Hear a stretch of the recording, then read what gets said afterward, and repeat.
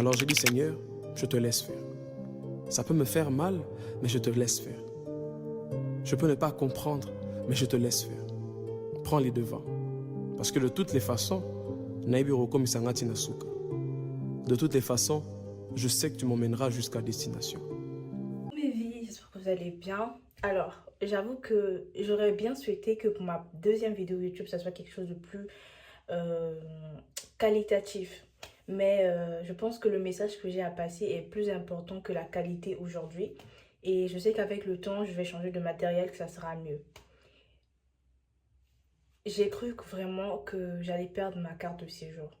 Je vous explique. Je suis une étudiante étrangère, je m'appelle Glorette. Pour ceux qui viennent de me rencontrer, enchantée. Déjà, j'ai pas fait ma coupe en donc. Bref, je voulais vraiment être naturelle le plus possible. Parce qu'après, on va faire des tutos make-up et tout. Je suis arrivée en France en 2021. Je suis dans une école de commerce, je suis en licence. Et lorsque je suis arrivée, j'étais logiquement censée être en Alsace-Lorraine. Mais vu que j'étais arrivée en retard, vous savez, tout ce qui est... en fait, tout ce qui est passeport, tout ça, ça sortait en retard. Donc du coup, j'ai été obligée d'aller en province. C'est là-bas que j'ai fait mes études, j'ai fait des stages. Quand je suis arrivée en France, directement, j'ai fait des stages. Après 3 mois, j'ai commencé à faire des stages, si je ne me trompe pas.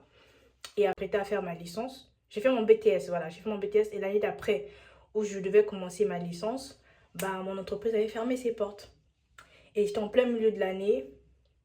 Je ne pouvais pas reprendre les études parce qu'en ce temps, je n'avais pas encore assez de finances pour pouvoir reprendre mes études. Donc, pour moi, c'était vraiment compliqué cette année-là.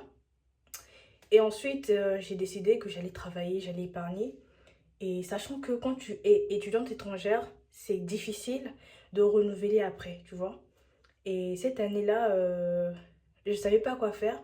Je n'avais pas trouvé d'alternance, je n'avais pas trouvé d'école, donc c'était chaud. Et donc, je me suis dit, bon, c'est pas grave, en vue de ce qui s'est passé, je vais quand même me remettre dans le travail. Et puis essayer de pouvoir l'année prochaine. Compliqué. Et après ça, j'ai rencontré plusieurs situations. Là, je vous parle parce que pour moi, c'est notre self-place, vous voyez. Bon, l'anglais, c'est pas trop mon truc, mais pour moi, vraiment, c'est un moment où on se confesse, on se parle. Et parce que j'aimerais partir d'un point avec vous. J'aimerais qu'on... Moi, c'est très important d'être vrai avec vous parce que j'aimerais construire une communauté.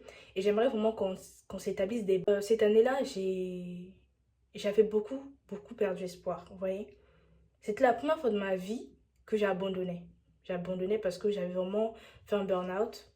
Et pour toutes les personnes qui sont peut-être dans cette situation, c'est pour vous dire que cela ne détermine pas votre valeur. Vous allez réussir parce que j'ai pu me sortir de là. Et aujourd'hui, moi, je viens vous dire parce que je suis en train de créer une histoire que j'aimerais en parler avec vous depuis le début. J'aimerais que vous soyez là depuis le début. Comme ça, vous allez voir mon processus. Vous allez voir que la vie en France, il y a des choses qu'on ne dit forcément pas, mais qu'avec le temps, vous allez découvrir des choses aussi. Et voilà quoi. Donc, quand je suis arrivée, comme ce que je disais, j'ai été dans une école de commerce, voilà. Et après, j'ai fait un burn-out, j'ai dû travailler. Et cette année-là, je me suis dit que peut-être que j'étais pas faite pour être en France. J'avais perdu espoir, je me disais que bon, c'est pas grave. J'étais prête à aller en Pologne parce que ça n'allait pas, vraiment ça n'allait pas, j'avais perdu espoir. Mais comme on vous dit, le Dieu que vous priez là, c'est le Dieu de la dernière minute. Au moment où je voulais tout abandonner, j'ai dit à Dieu, Dieu, si vraiment c'était mon destin de ne pas être ici, si le trajet que j'ai fait du Congo, parce que moi je suis congolaise de Brazzaville, si le chemin que j'ai fait du Congo jusqu'en France, les années que j'ai passées ici à étudier, travailler, j'étais à 1 semaine de mon voyage. Ce jour-là, j'ai dit à Dieu que si tu peux me montrer la voie à suivre, je ferai ce que tu veux. Je suis sortie avec mes CV, j'ai commencé à déposer là. Dès que j'ai touché la porte de l'entreprise qui m'a prise en alternance, j'ai senti une connexion.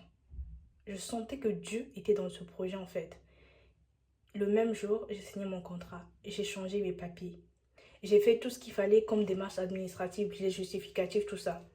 Et après ça, j'étais encore dans le doute parce qu'on me renouvelait toujours, on me donnait toujours des récépissés, vous voyez, de 3 mois, tout ça. C'était compliqué. C'était compliqué, mais c'était pas de ma faute.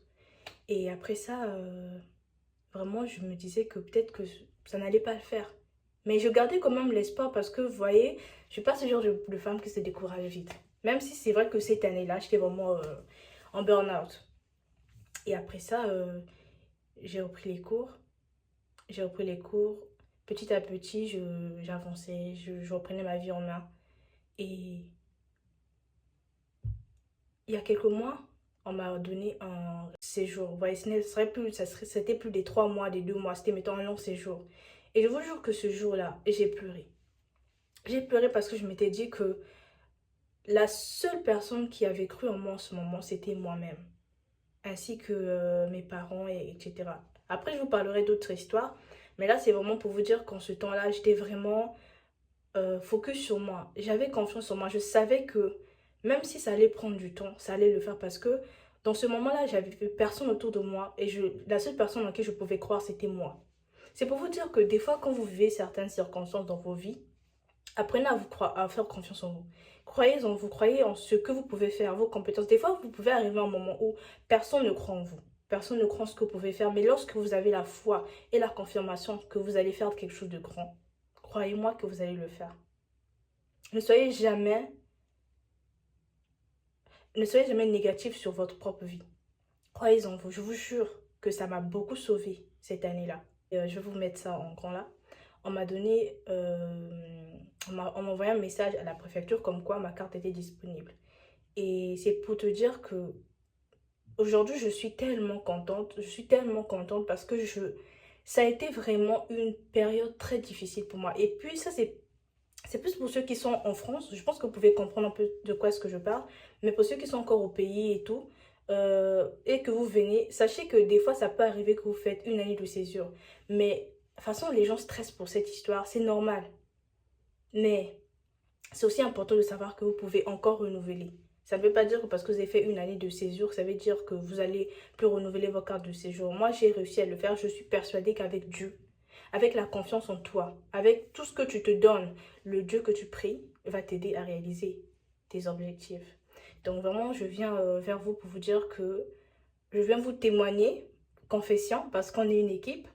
Et pour moi, c'était nécessaire de vous en parler et vous dire à quel point je suis contente aujourd'hui que j'ai pu renouveler ma carte de séjour. Et pour toutes les personnes qui sont dans cette situation, croyez-moi, vous allez réussir. Ne vous mettez jamais un frein dans votre épanouissement personnel. Vous allez tellement faire des grandes choses dont vous n'êtes même pas consciente en ce moment. Que ce soit les hommes ou que ce soit les femmes, nous sommes une équipe. Donc surtout, si cette vidéo vous a plu, n'hésitez pas à nous poser des questions en commentaire. Et pour moi, n'hésitez surtout pas de vous abonner parce que pour moi, c'est très important. Et j'ai tellement de choses à vous dire, mais que je prendrai le temps de faire petit à petit. Donc, merci beaucoup de m'avoir écouté et on se dit à la prochaine pour d'autres vidéos.